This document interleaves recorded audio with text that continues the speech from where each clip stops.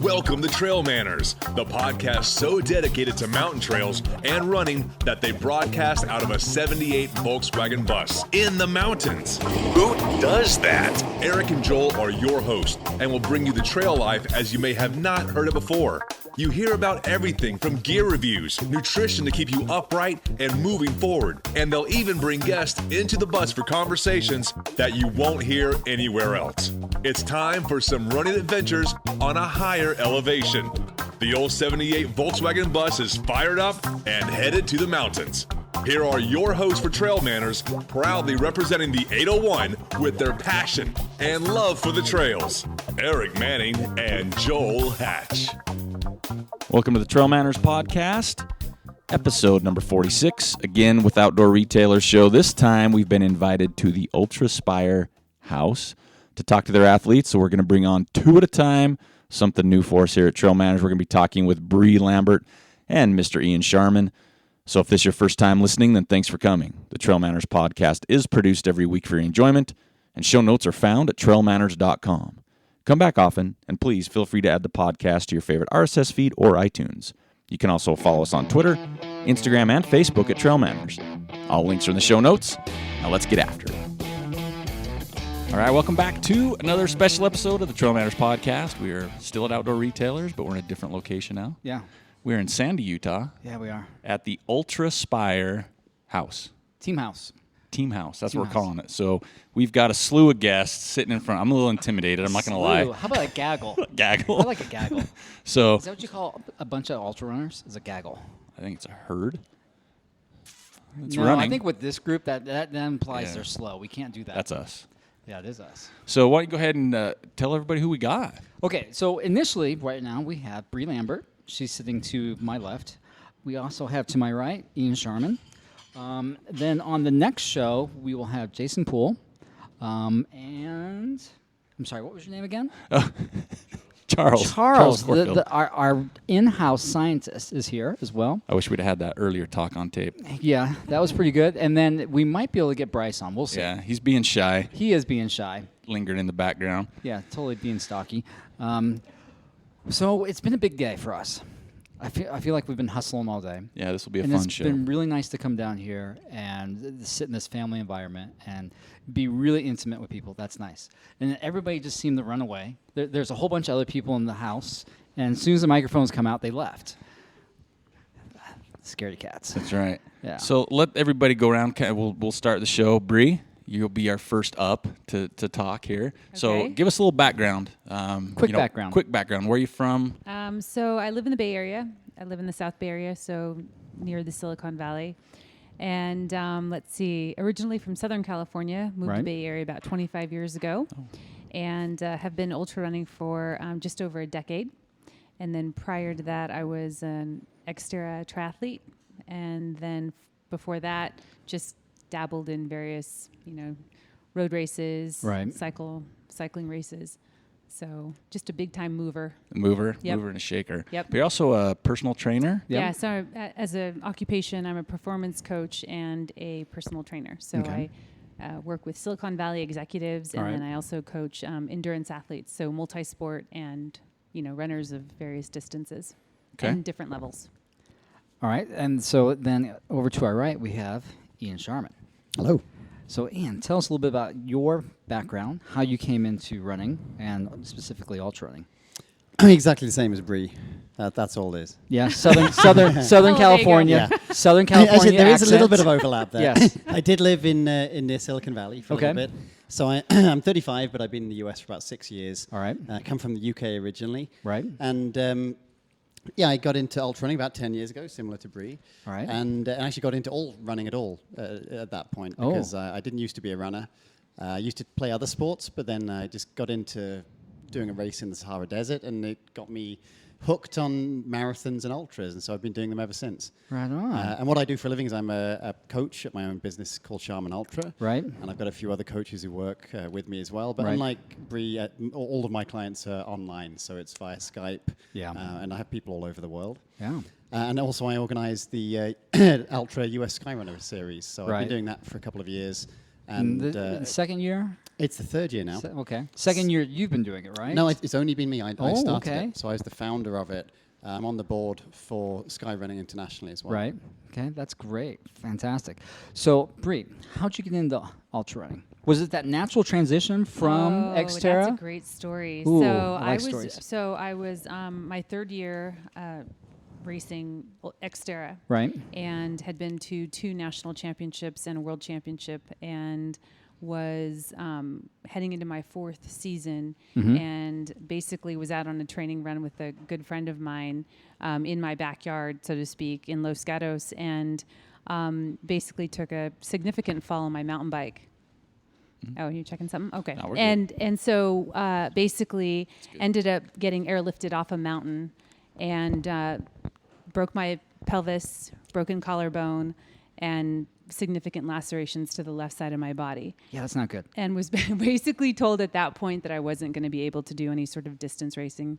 That, my orthopedist told me that, it would take about a year of rehabilitation, and that I would be lucky if I could ever do any sort of, significant endurance racing period at all. So, like, to the point where, he said, basically you're going to have to either swim or stay on a bike, right? Or, ride a bike very easily, very carefully, and would never be able to really run distance again.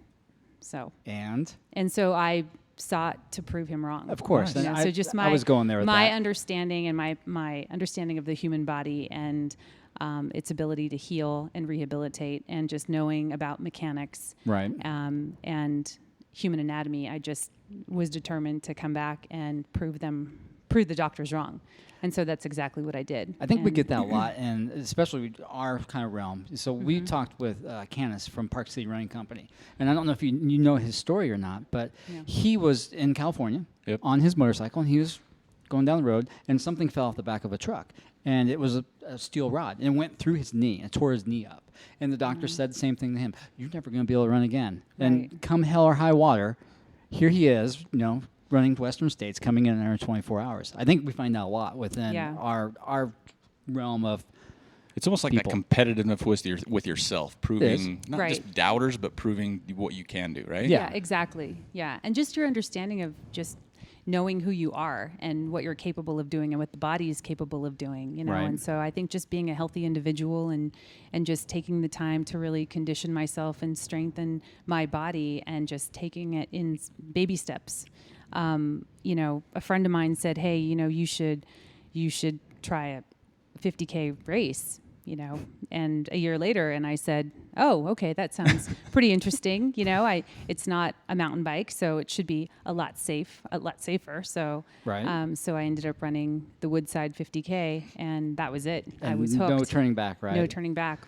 I'm like, this is my sport. Right on. So yeah. So go ahead.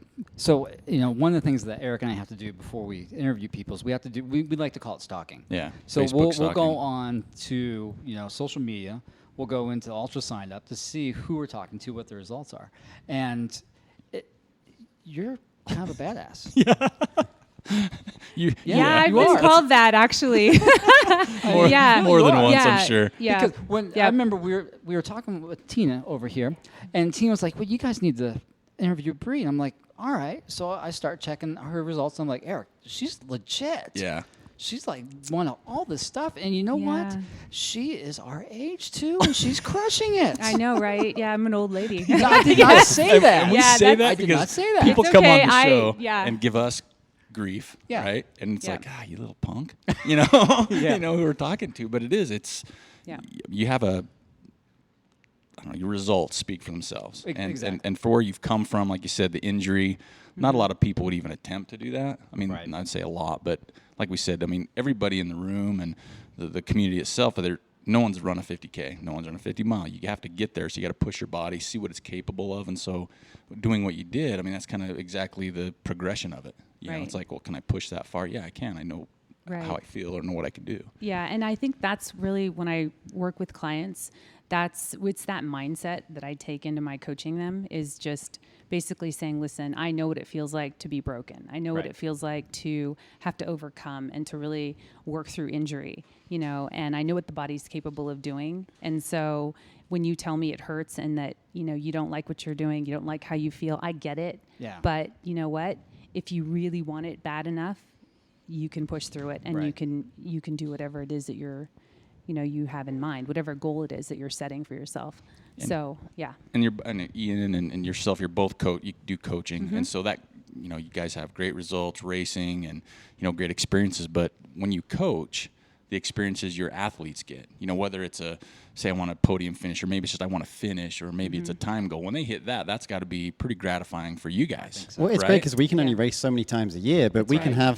kind of live things vicariously through all these other people as well. Right. And I can only do my first ultra once. Yeah. But I can have other people doing their first ultra and going through all those same emotions. Right. And all that excitement of realizing what their body's capable of. Because like kind of what we were talking about there with the fact that if you can get injured, you can come back from things. And when people realize what their body's capable of, it's always a surprise, I think, at first. And then they start to go, oh, wow, well, what can I do next? Yeah. And that's a lot of fun to see people getting to that stage.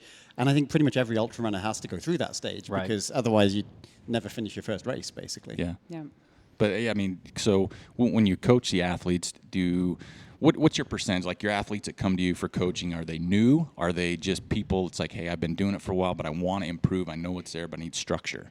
What do you do? Both types of athletes? Yeah, I actually coach athletes of all levels. So, Right. and frankly, I really enjoy the beginner athlete. Who has no template, so to speak, or no bad habits. They just are fresh So and clean slate, right? Exactly. And they just, they have this open mind, and they just want me to work with them, and I basically assess them and then determine, okay, where are your strengths? Where is it that we need to do some work? And then we just progress from there. So, yeah. And my clientele's maybe a little bit more of a range, but I say most people who come to me, it's about either doing their first attempt at a new distance or they're trying to get a little bit faster at it. So most people, it is very much your kind of mid or backpacker who is wanting to improve. Right. But then I also have a handful of people, all women who I coach who are elite as well. Right. Because I couldn't really coach elite men because I'm competing against them, and it'd be a little bit weird, giving them advice of this is how you beat me. Yes. Yeah, Right. exactly. There's a Giving little away bit of your a conflict secrets. of interest there, but I'd say it's probably actually more enjoyable having that beginner process where they've maybe done a marathon and not much else, Right. and then going into everything bigger and just opening their eyes to all of that. Right. But it's also a lot of fun when you get someone who just nails it and they get a huge win. Right. And you're so proud of them. But they can do it. Yeah. And a lot of the coaching is not just about these are the workouts you do. It's about the mental side of it and giving them the belief and the tactics to be able to do that and to realize their potential. Right.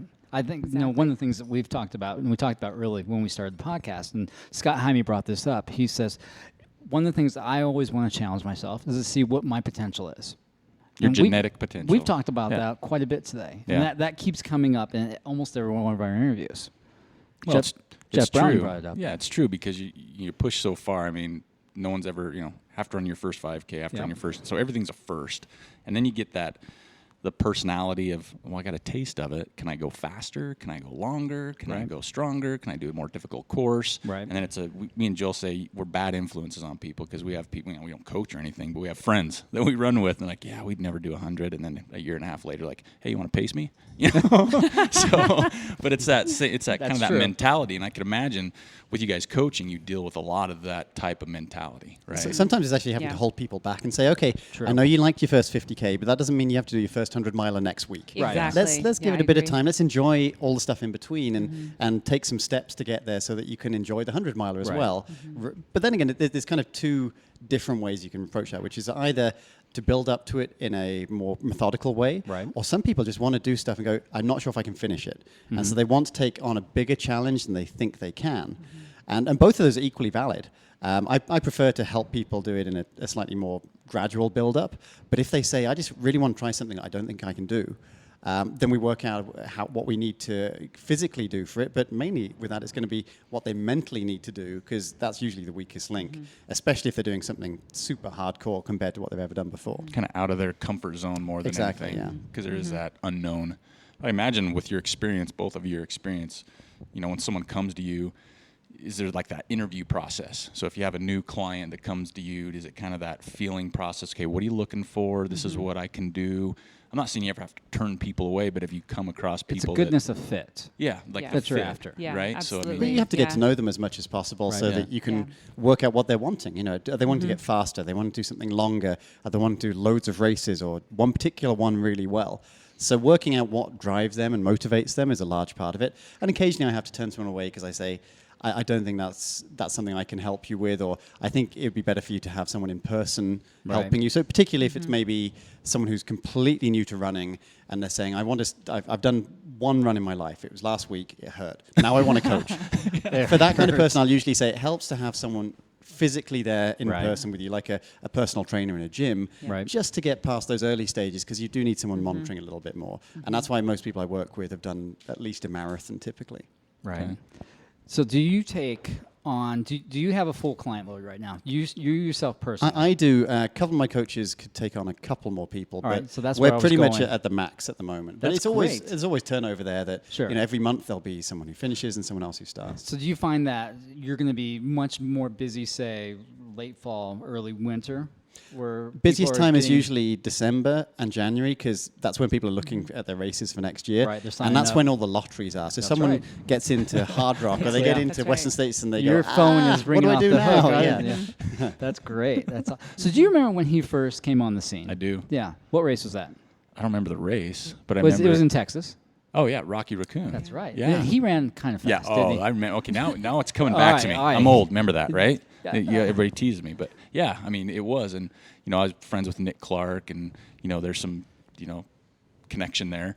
But yeah, that was ridiculous. Remember, so I'm not sure if Powell's down there covering or not, but all of a sudden, across Twitter, here comes this result, and you're like, that can't be right. That's not right.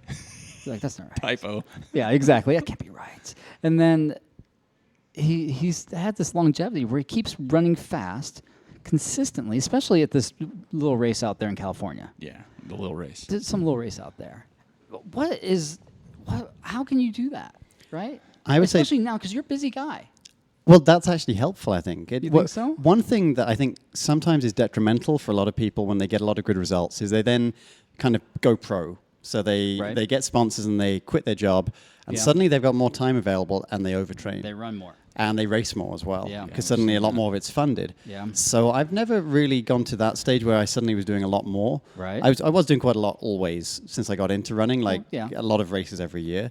But I think it's mainly that my mileage isn't that high, and that I'm very aware So of what when. do you mean by that? Like I would say weekly like mileage. typically about 60 or 70 miles a week, which That- is not a that's the low sweet- number, That's a sweet spot. I but think. No, it is. it's not a super high number. A Right. professional marathoner might be 140 well, miles a that's week. a professional marathoner. They don't. You would think that they would know better. But to get to the Right. top level, I think for track and marathon, where Yeah, it's tiny differences It in is. speed, while ultras it's not tiny differences in speed. It's- It's like, can you avoid being sick? Exactly. Can you, a lot of other things that are consistency. not just physical fitness. Right. But okay, so this is kind of getting off topic. So when you're putting in that much mileage every week for, say, several years, right? Because that's kind of like their lifespan. You look at those guys when they're done, they're wrecked physically, mentally. It takes them years to recover. Who's the kid from America that was really good and then he just went off? Ryan Hall. Yeah, Ryan Hall. Yeah. Have you seen a picture of him lately? Oh, he's huge now. He's been working out. Yeah. And he says he Yeah. feels fantastic for the first time in years, Mm-hmm. right? And I think that you're going to see, especially in what our reference point is for ultra runners, but you might start seeing a little bit more of that on that side as well. I think what we'll mainly see is that as things get more competitive, it'll go more to that marathon format where people do 2 big races a year, not Yeah. 6 big races Yeah. a That's year. who is that? Joe Uhan? Isn't he really big on that? Oh, Joe Right? Yuhan. Yeah, Joe Yeah, Uhan yeah. says that right now. He's like, listen, if you do like 1/100, you need to take like 2 months off, right, before you even think about coming back and racing hard. And I don't take that much time off, but I'm very much reacting to how my body feels. So Right. if it feels a little bit more tired, I might have something planned and that's the only day of that week that I can Right. fit in that long run.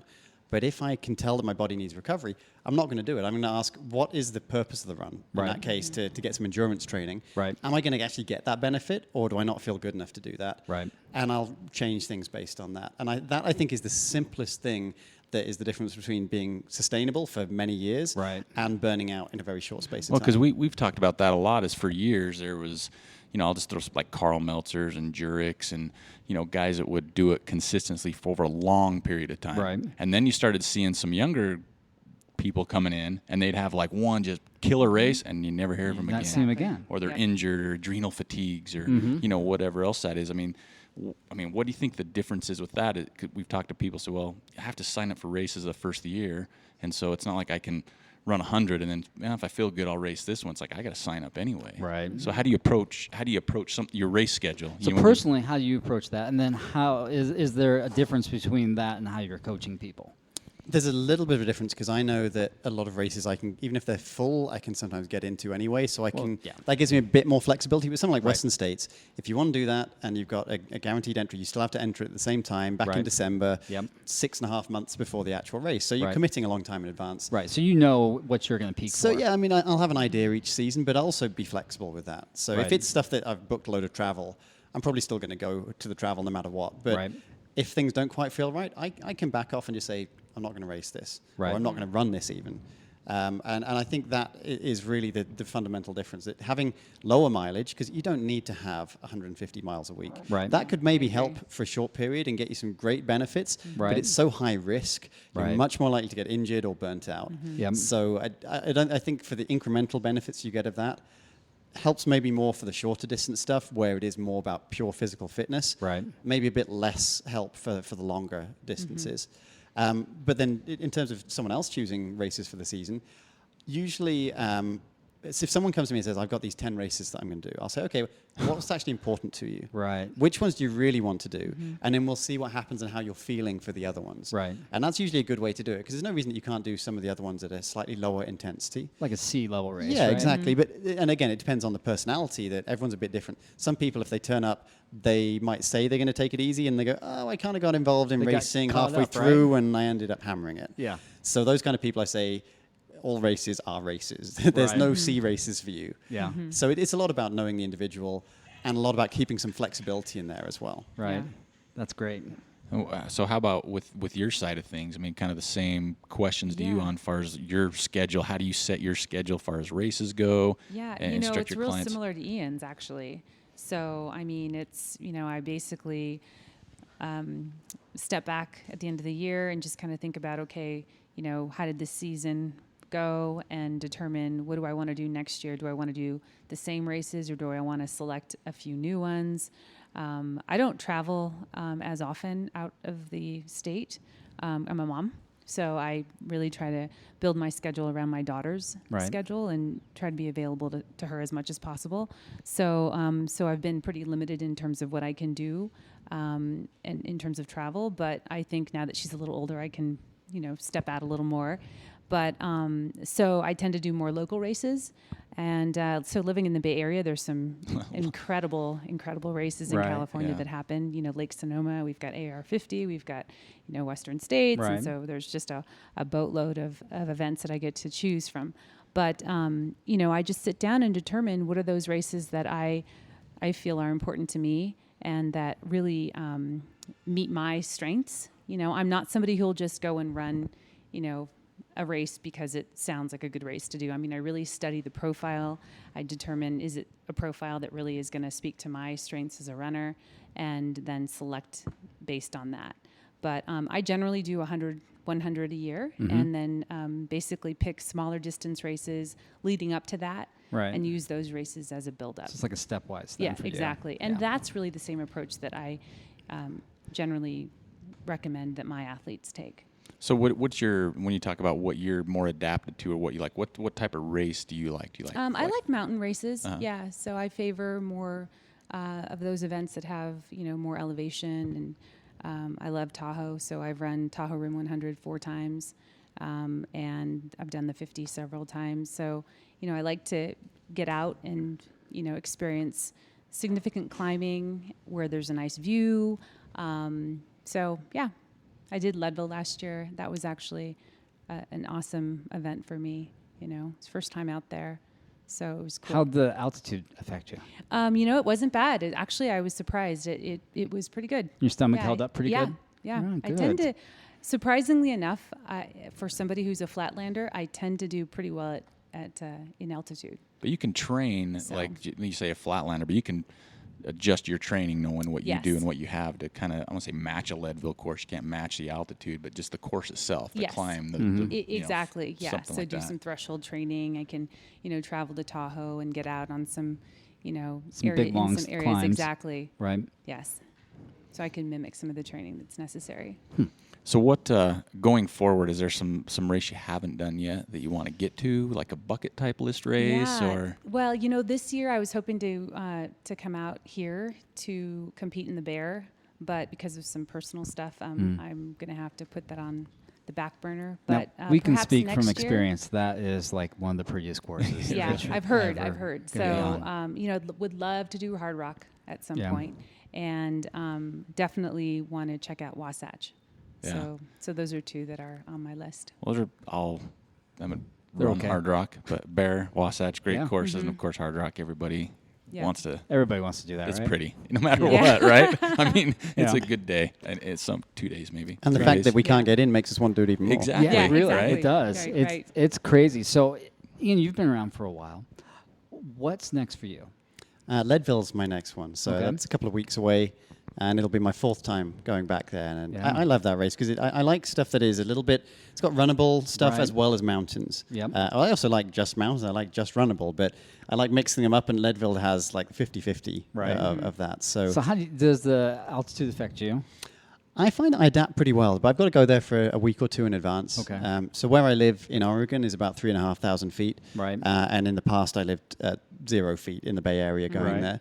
So I wouldn't say that I've got some special advantage there, but I maybe adapt a little bit quicker than the average person. So Right. it doesn't tend to cause too much of an issue for me. I mean, it slows everyone down. Doesn't matter Oh, if yeah. you've lived there your whole life, it'll still slow you down to run at 10,000 feet. Exactly. So, is there anything that you want to do that you haven't done yet as far as races go, or even adventure runs?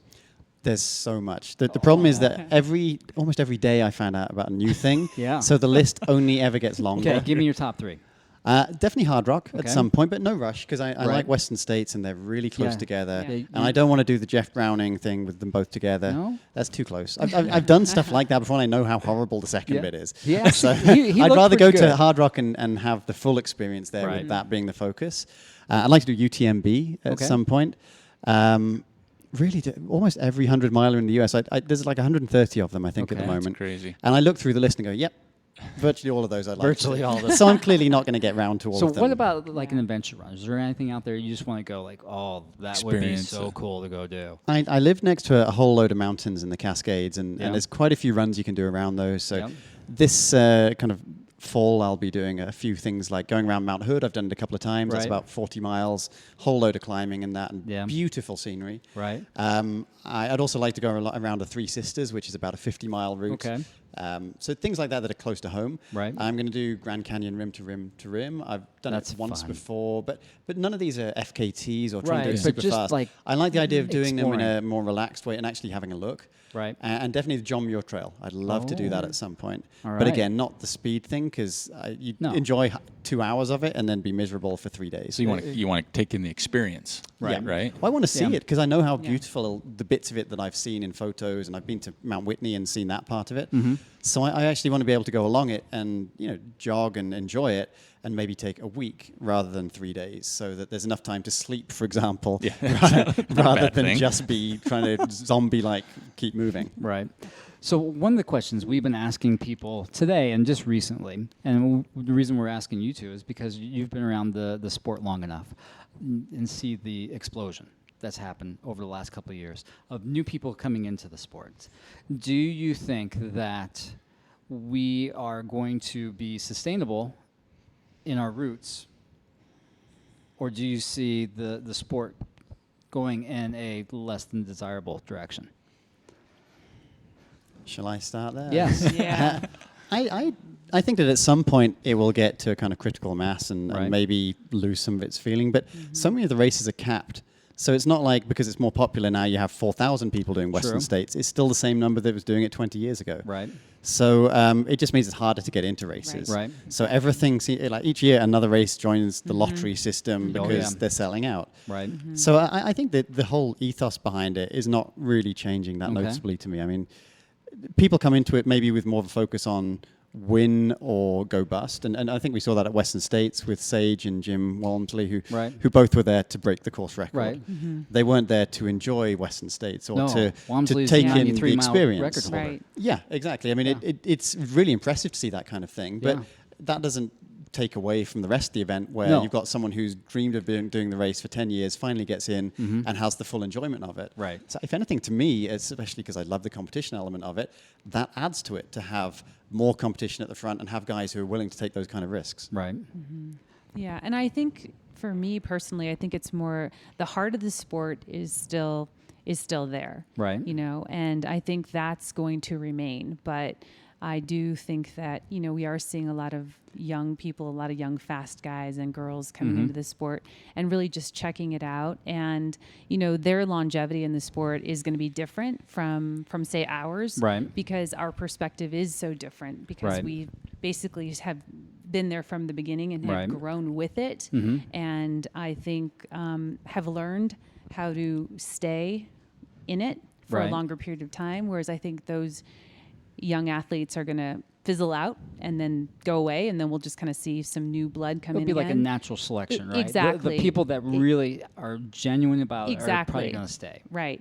And I think, you know, of course the sport's going to grow and it's going to, you know, it's becoming more expensive. Exactly. And, you know, we're seeing that. That's not going to change. But I think those people who are passionate about it are going to continue to be in it for the right reasons. Okay. And I think it's those people that are going to help it remain somewhat true to the root of it. Right. Do you know what I mean? Plus, there's space for loads of different types of races. So just because you get maybe a big prize money race, it doesn't mean there aren't still all these low-key events. So for an individual who loves the really smaller, like 100 people doing a race and everyone knows each other's name, that's always going to be there. Yes. That's not going to go away. Exactly. But there'll also be some races that are bigger. Right.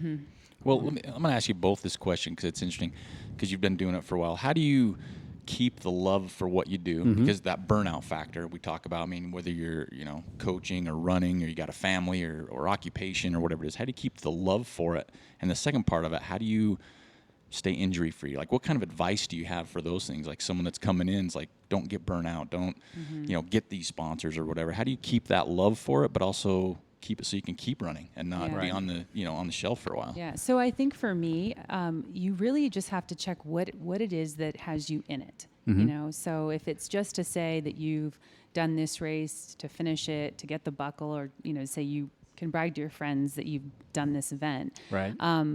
Again, generally speaking, those are the people that aren't going to stay in the sport for a long period of time. So you really have to kind of check what is it about it that, you know, keeps you in it. And for me, it's because I truly love the sport. I love being outdoors. I love being on trails. I love experiencing new landscape, you know, the culture. It's, you know, I've made some incredible friends. And I think that's what's kept me in it. You know, I like that it's not glamorous, you know, that I get all dirty. Wait a minute. At the end of this a race. podcast is not glamorous? Yeah, I'm sorry. Oh. This is the glamour, right? This is right like here. At the end of 100, you're gross. wrecked. You know, you're trashed, and you just, you know, you've got somebody there taking a photo of you and, like, you know, putting it out on Facebook and all these other social media outlets, and it's hilarious because it's real. Right. It's a real sport. It tests your mental strength. It tests your physical strength, and Right. so It strips you raw. I love that, and it peels back all of your layers, and so I think that if that's for you and if that's what you want out of a sport, awesome. Then you're in it for the right reasons. Right. And then your second question Just about was, being injury. I mean, it's yeah, such a how big to stay injury free. Proponent. So, you know, it goes back to what Ian was saying. It's balance. It's basically being able to determine what is your body capable of doing. Right. It's how do you move and what can you do to care for yourself. You know, it's not overdoing it. Right. It's maintaining balance. It's, you know, doing all the other things you're supposed to do: sleep, eat well. I think we can maybe set up another podcast for another day and go more in depth on this. Yeah, it's because you get people. You know, Ian mentioned earlier, if he's not feeling it, why am I doing it? But you do see a lot of people say, "No, this is an 80-mile week. I'm at mile 70. I'm crushed, but I got 10 miles today." Exactly, and they push themselves beyond their limits, and yet it's like, really, you're gonna risk roll the dice and potentially injure yourself so that you can't come back and race again. Right. Although You know, the when you difficulty really with want to. ultras is it's basically the entire definition of the sport is about pushing your limits. Yeah. So knowing Yeah. what is a sensible pushing of the limits and what is going to Exactly. break you. Yes. Part of what we're doing is to try and find that out, but Right. there has to be at least a little margin of error there so that you don't just keep destroying yourself again and again and keep getting injured. And regular injuries is a clear sign that you're doing something a bit wrong there. Right. Yes. Exactly. Well, and that's like we see, Ian brought a great point up when you see somebody coming in and maybe getting overwhelmed by their success early Overly on, and exuberant. and they get some sponsorships, or okay, now we want you to go run this race, Right. and this race and this race, but like, well, I'm going to go this one because it's my favorite race, and so they're just packing so much in that ultimately it's almost their demise, right? Exactly. And Yeah. so- And the we've burnout seen is that a both lot. physical and mental. Yeah. I mean, Yes. there's two separate things there that you can burn out from just your body just giving up and it's done too much, or you can just have had to do so many races and put so much effort in that you just don't have the desire to keep doing it. Right. And I think that's one way to avoid that is to pick races that you do genuinely care about. Right. And that can be difficult because some of the big prize money races or the big prestigious ones, people will do for that reason alone. Yeah. Right. And they don't even necessarily care about any other aspects like, is it pretty? Is it an interesting race in other ways? And sometimes you've got to have that aspect there too. Okay.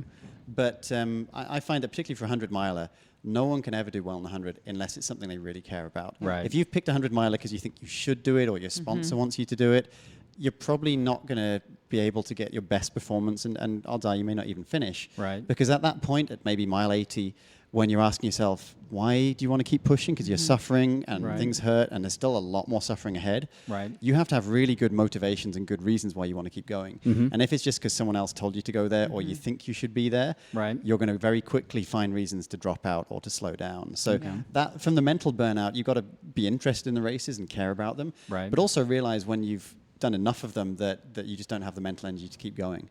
Whenever I have kind of the end of the season, it's not so much my legs and my body that's worn down. It's more just the effort of again and again and again pushing myself and Right. not giving up. That's what's exhausting. So it's like holistically, you're just Yeah, You're it's just- you're it's tired. everything about the Right. entire body and, Right. and mind combined. But I would say that the weakest link with most things is still the mind there, Yeah. and that if you feel like you've really tried hard in a lot of races, the next one it can be very difficult to want to go deep and really push to your limit again because you've done it so many times. right. You've gone to the well too Maybe many you've used times. up your reasons for that year. Right. So, and just a quick, especially for Bree. So we're here in Utah. We train here, and we call it an off season. We Okay, do? so the wintertime we don't pound it out nearly as much. We go to the gym, right? So Yeah, I guess. I don't it's know. you kinda, changed. It's changed, but you ramp. Say a lot of people have these big races through the summer or the fall, and you take some time off. Because we talk That's how about it used to be, right? You need your body to heal, but with all the races coming up early season, but some places it's just not as possible to train hard for the Hurt 100 in January, right? So for example, where you're at, it's Oh, yeah. California, Weather's you awesome. got, it's like Yeah. year round. Year-round. You can train really Do you do year-round. like a segment Do you where it's kind of a cycle through? downtime, I cycle do. through a I downtime? do. Yeah. So generally after October, November, I start to, shut it down. So unless I'm going to do the North Face or something, but Right. typically it's, 8 weeks of just downtime. And Where s- it's not that I stop running; it's just that I don't have any events on the calendar and there's no structure. It's just Right. okay. Today I feel like running, so I'm going to go run. Just enjoy. 5 miles, 8 miles. Yeah, Right. exactly. Just space out. Spending some time with friends and There you just go. exactly just doing a lot more leisure. And that's why I bring it Usually up is no matter where you're at, but you have that, if you go too intense for too long, as Ian was talking about, you kind of maybe start to lose that mental or you burn out. Right. And I know Utah, and I'll say it again, is like in the wintertime, that's kind of our time to kind of get chubby, right? Right. And kind of slow down a little bit. Yeah. Do you think that's important for people to have Definitely. that Oh, yeah. block? To Yeah, maybe I- it's wait a 8 minute. weeks of just. I think Yeah. Scott People Jurek get actually used chuggy? that phrase. Yeah. What's that? Yeah. What's that? Is it important for people to get chubby? Is that No, what I you didn't say said? important to get chubby, but Oh. take I that thought you- block. But Scott Jurek used to say that he'd have his downtime Yeah. to get a little bit fat. Yeah, exactly. Because he wouldn't be training as much, he'd be a bit more relaxed about diet, and I think that's important. And again, that's not just for the body to get a rest, but for your mind to have a rest, because Yeah. it's tough to keep training and to keep getting out Yes. the door every day, even those days you don't want to. Right. I think some people who don't run have this image that runners must just love every part Yes. of every run always, Right. and we're insane. And we're not. We don't love every little bit of it. Right. And, you know, any sport, there's going to be times where it's tough to motivate yourself. Right. And that's why having a bit of downtime is good to reset things for next year, so that you're ready and willing, and you kind of regain that desire to be your best. Well, and sometimes you see that even people with injury, right? So they Yeah. can't run and they go crazy, and so when they get that back out on the trail, it's like they're reinvented, rejuvenated a little bit more. But that's the thing, is with all the intensity, all the races that go year round, your block doesn't have to be at the same time every year, because it could be race based, right? Right, Whether it's a hurt in exactly. January or TNF in December, or you know, something earlier later. I mean, you kind of base it around that, Right. You know, I mean, as far as the chubby in the winter, I'm still working my 2012 winter weight off right now, right? So I mean, I'm a few years behind, but you know, it's still coming, right? 2012. Well, it's a good tactic if you hibernate as well. Yeah, that was a bad Yeah, winter. That was a bad winter. That was a bad winter. That was a lot of snow and really Thanksgiving, cold. Christmas, Yeah. you know, those other holidays. Yeah. Well, and that's natural, Gotta you know, eat. for a lot of people, is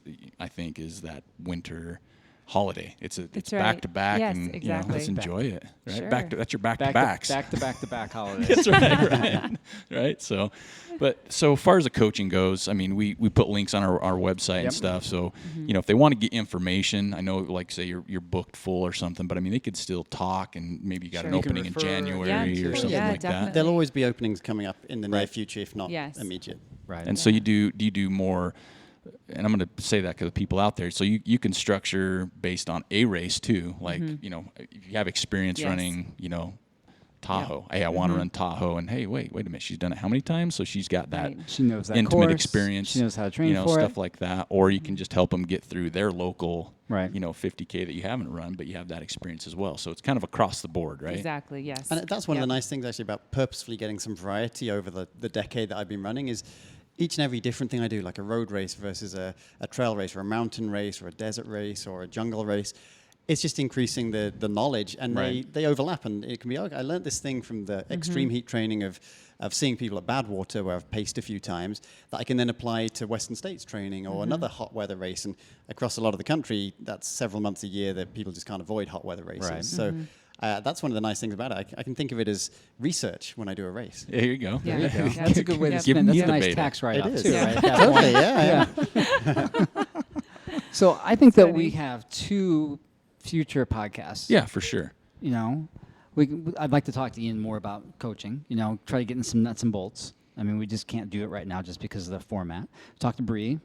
About nutrition, that type of thing. 'Cause that's Right, a just talk huge about element. her philosophy. That's a huge because I element think to it's it. important to Sure. get more philosophies, you know, out there.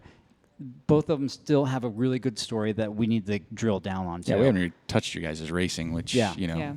I mean, it's crazy. yeah, it's crazy sauce, right? Yeah. So let's ask them a couple quick questions, All right. and then wrap it up and move on to the next 2 victims. All right, let's do it. All right. So, if there's been a movie made about your life, Ian, who is going to play you? What actor will play you? That's a tough one. I have a I suggestion, don't but I know. want to hear yours. I can't even think who it would be. I Tom don't know. Cruise. Why Tom Cruise? Are you saying I'm short? Yes. Joel's calling someone short. I have the same problem. I'm short. Short and a lot older than I am. Oh man. Yeah, like Tom Cruise. He's talking Hit about me I'm up sure on I that. should be flattered though. Yeah. I can see that. Actually, yeah, that makes total sense to me. Yeah. Okay. Tom See, Cruise. thank you very much. That you're you like that part. okay. You right? get to skip that question then. Good. I got one I'm for glad. so Bree for you. If there was, you've had your experience, your injury and everything else. So a movie's made of your life, right? What's it called? Not who plays you. I want to know the What's it name called? of the There's title. actually a short film that just came out called Oh. Beyond Motivation. Oh, So I would say Beyond Motivation. Beyond Motivation. Yes. That's Sure. pretty It was good. actually just released. 14-year-old Jack Miernan is a young documentarian, and we actually just premiered it before the U.S. film premiere of Mira in the Bay Area Right. last weekend. Okay. So, All right. So, a question for both of you, and you cannot dwell on this. What is your guilty pleasure on your iPod? music. I've got a Taylor Swift song on there. Oh, yes. Yours. Go. M&M, Not Afraid. Oh, That's nice. on mine. I'm not gonna lie. What's funny is you I'll said say that that Brian Powell over said the and same thing over. earlier. He goes, "Oh yeah, Taylor Swift." Well, I think everyone with the last album, we all said, I don't want to like it, but I do. Yeah, exactly. Well, there's like right. 3 songs that are really solid. Yeah. And I've got she's daughters, so it's easy to say so that. do It's I. their That's your fault. excuse? They listen to it all Yeah. the time. Okay. Oh, yeah. Even when Yeah, they're my not daughter home, as they're well. listening to it. All right. Right? So, do you drink beer? Yes. Top 2 beers. Crux Double Cross. So it's a Ben brewery that All right. doesn't really distribute outside of there. All right. And I really like Lef beer from Belgium. Okay. Leffe. All right. Vegetables or fruit? Oh, gosh. That's a good question. Vegetables. My Good. favorite vegetables? Top 2. Oh, broccoli and Brussels sprouts. Ooh, I'm a Brussels Brussels sprout sprouts. guy all the Grilled way. Brussels Yes. sprouts are the best. Yeah. Well, I have one for both of you. I'll give you some Okay. time. What is your favorite UltrAspire pack belt? What's your product and why? Mine is the Revolt. I have to say, I love that. Yeah? Yes. Why? Yes. She's flexible enough. She can get that arm back there. Exactly. I have these long arms. Yeah. It's a nice minimalist vest, and I like to go light. I like to breathe. Right. And it's a good product. It's user friendly. So how do you utilize it? Because you get the bottle in the back. Yeah. Right? Right. Do you do anything up front liquid wise? I mean, how do you utilize all the you use this space guy? for you? Yeah, exactly. So I use the flask. The Ultra Flask. Yeah, the ultra Yep. flask. How do I utilize it? I just put put it it- on and I put fill the flask and it goes into its slot. I see this. Thank you very much. And No, the reason I say this is some people get a folks, product. I wish you could have been here to see that look she gave him. Yeah, I'll She's like, remember "You that. big I'm dummy. just like, How do I I don't use that? Of understand course, I just run in it." Well, no, I mean, there's people that get a product and Yeah. they use it for, hey, it's got one water bottle in the Right. back, but people are starting to go to the water bottle in the front. Some Right. don't like it. And I was Yeah. telling Bryce just yesterday or today that we ran into somebody on a training run and they had I think it was the Alpha. Oh, yeah. And we had it on and we were talking to them about it. We didn't know who they were. We were just kind of chit-chatting and they didn't know they had the pocket for the pill. They had Yeah. no clue. They So had I'm no like, idea oh, what I that love was. this part. And they're like, oh, I didn't know that was there. What's it for? And so that's why I say, how do you utilize? Because some Oh, people don't know right. all the things you can do. You know, Yeah. with a gel here, a flask in the front. I mean, it's kind of a newer thing. And then with the new bottle with the straw. Okay, so that's what I'm talking about. I'm trying on that one. Yeah. Bryce. yeah, I'm gonna try that. I haven't Bottle tried with the that straw. Come on. I haven't Yeah. tried that yet. I think So I'm gonna try so you that. got the Revolt. Yes. Okay. Yeah. Now, what for distances? Do you use that for all distances? Do you take it on a longer run for you? Yeah, well, I'll use it for longer runs, but actually I usually go between two. So I usually go between the vest and then a handheld for, say, a 100-mile race. Okay. So maybe I'll start with a vest and then I transition to a handheld. Oh. And then sometimes I might actually go back to a vest, Right. which sounds complicated, but it does. works for me. I have crew at my races, and so it's real easy. So one of the things that I like about my experience as a triathlete is that I learned to transition really quickly. Oh, yeah. And so I've taken that experience and have, crossed that over into ultra racing. Right. So so when I see my crew, it's like quick transition. I'm in and out. They have everything ready, and there's no delay. Okay. So Ian, yeah. your turn. I tend to mainly use handhelds, so I Okay. love the isomeric handhelds, and I'll usually run with one in each hand. Right. And I love the fact it's got the versatility. Well, firstly, just all works, doesn't leak. It's simple, and Right. that's the main thing that you need, in especially a long race. But what I'll tend to do is if it's a hot race, I'll have one of them that's full of ice and then topped up with water, and one of them with some kind of energy drink. Right. And then I can be pouring water on my head. So Oh, that's okay. why I tend to like that, particularly for things like Western States, Right. compared to a hydration pack. But I think the most unique thing because the handhelds are on the market from a lot of manufacturers, obviously, is the Lumen 600. So the Oh. waist belt with the really strong light, Yeah. which is so much more convenient and so much easier to see stuff Right. than having a headlamp. So we've been talking about the Lumen 600 lot. a lot. So Tina was really nice and sent us one to test last fall, and Eric was using it, right? And we come running down the trail, and some girl stops. She goes, "What is that?" And Eric's like, "Well, this is the new Lumen 600," and he's pointing like this, and she's like all down there checking it out. And I'm like, "Eric, that's probably not the best way to demonstrate the light." But she was into it, right? But it is a great product. It's comfortable, and it's more the fact it gives me better vision at night. Unless so that's if the main you don't thing. have a headlamp on, you turn your head, it can be a little frightening, right? If you're looking up in the woods for that animal, and your light's here and your head. I Right? did that the first run. Yeah. I took the Lumen on my very first run. Didn't take a headlamp. Oh, we're going to try this. I started running, and me and Joel run at 5 a.m. Something moved in the dark, and I turned my head, and it was still dark. Yeah. It took me a minute. I had to swivel my whole body Yeah. around. So there's a little tip. Make Well, sure just you to put swivel the it hips. in context, I was doing a road relay race over the weekend, and I had a headlamp on, but normally I'd have a headlamp with a hat, and Right. that stops it slipping down.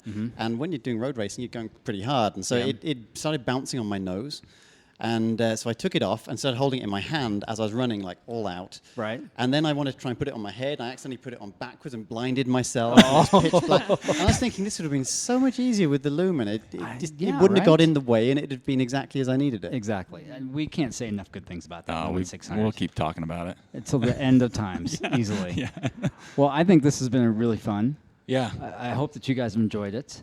Like I said, we definitely want to get you back on individually so we can really get into those topics that we think that would be, I think, a real big value to our listeners. Yeah, and we'll put some links on our website so Yep. you can go ahead and take a look at their websites, their Yep. services. Yep. If you're looking for something, really consider it. Get a hold of them, Yeah. talk to them, see if it's going to work for you. But there's a lot of Exactly. experience. Oh, yeah. And I mean, this is the first time we've met them, right? Right. Tonight, we walked in the door. Exactly. Super friendly. They are. Make us feel welcome. So thank you for that. Thanks, guys. So don't be intimidated. Yeah. Thank you for listening to the Trail Manners podcast. We'd like to thank Bryce, Melanie, Tina, Blair, and everybody at UltrAspire for inviting us to their outdoor retailer show home here to talk with their athletes. We'd really like to thank Bree Lambert and Ian Sharman for joining us. What a couple of amazing people. Thank you again for being on our show. We also want to encourage everybody to follow us on Instagram, Twitter, and Facebook at Trail Manners, or swing by our website at trailmanners.com. There, you can find some of that Trail Manners gear you've been seeing on Instagram, Twitter, and Facebook, or you can hit us up on the contact page. Let us know what you want to see, who you want to hear, or if you'd like to be on our show. So until next time, this is Eric Manning with Joel Hatch reminding you, you don't get what you wish for, you get what you work for. Now go get it.